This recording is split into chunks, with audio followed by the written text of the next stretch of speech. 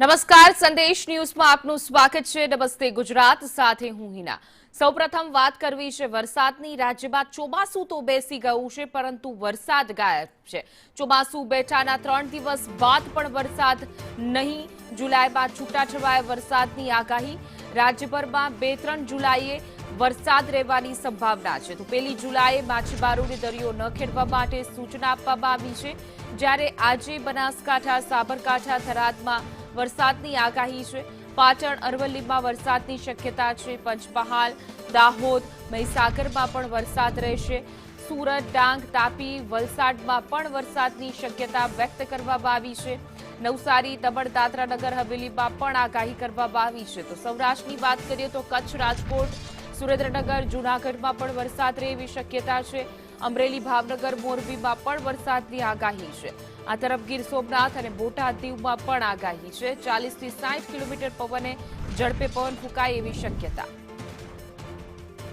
વધુ વિગતો સાથે અમારા સંવાદદાતા દિવ્યા ચૌહાણ જોડાઈ ગયા છે ન્યૂઝરૂમથી। દિવ્યા, ચોમાસું બેસી ગયું છે, પરંતુ વરસાદ ગાયબ છે, હજુ પણ વરસાદની આગાહી છે, ત્યારે કયા જિલ્લામાં વરસાદ વરસી શકે છે?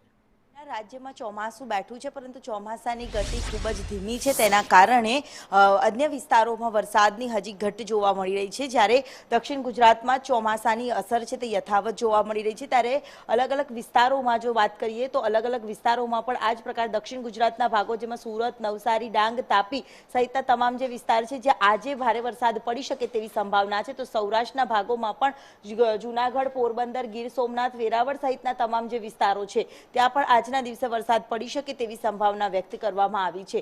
સાયક્લોનિક સર્ક્યુલેશન જે સક્રિય થયું છે તેને લઈને રાજ્યના વિવિધ જિલ્લાઓમાં આજે વરસાદી માહોલ રહેવાનો છે। તો બીજી તરફ હવે વરસાદની સાથે સાથે જે ઉકળાટનો સામનો પણ કેટલાક લોકોએ કરવાનો વારો આવશે। જેમ કે અમદાવાદમાં પણ 40 ડિગ્રી સુધી તાપમાન રહે તેવી સંભાવનાઓ છે, અને સાથે સાથે વડોદરા સહિતના મધ્ય ગુજરાતમાં પણ ગરમીનો અહેસાસ લોકોએ કરવો પડશે। જ્યારે વરસાદની આગાહીની વચ્ચે સાયક્લોનિક સર્ક્યુલેશન અને ટ્રફ પ્રસાર થઈ રહ્યો છે, ત્યારે ઉત્તર ગુજરાતના કેટલાક ભાગો હશે અને મધ્ય ગુજરાતના ગ્રામ્ય વિસ્તારો હશે કે ત્યાં જો છૂટો છવાયો વરસાદ પડી શકે છે। તો દક્ષિણ ગુજરાતના ભાગો સૌથી વધુ પ્રભાવિત થશે, અને સાથે સાથે જરૂરી એલર્ટ છે તે પણ આપવામાં આવ્યા છે। હવામાન વિભાગ તરફથી પણ જે એલર્ટ આપવામાં આવ્યું છે, જેમાં પવનની ગતિમાં પણ તે જ પ્રકારે વધારો રહેવાની સંભાવના છે।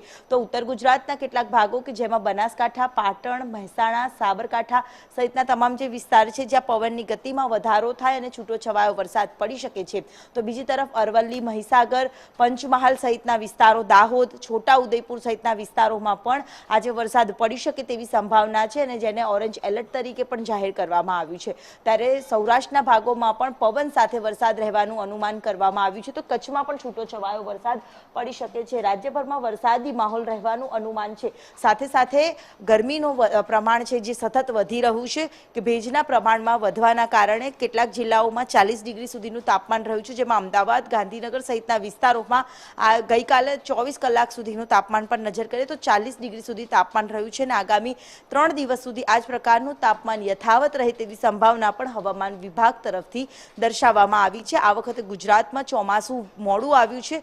હાલ દક્ષિણ ગુજરાતમાં છે ચોમાસું, ધીરે ધીરે આગળ વધશે તેવા સંકેતો પણ હવામાન વિભાગ તરફથી આપવામાં આવ્યા છે, પરંતુ હાલ જે ચોમાસાની સ્થિતિ છે તે જગતના તાત ખેડૂતો માટે પણ ગંભીર પરિસ્થિતિ છે। પાકને લઈને ખેડૂતોમાં પણ ચિંતા છે।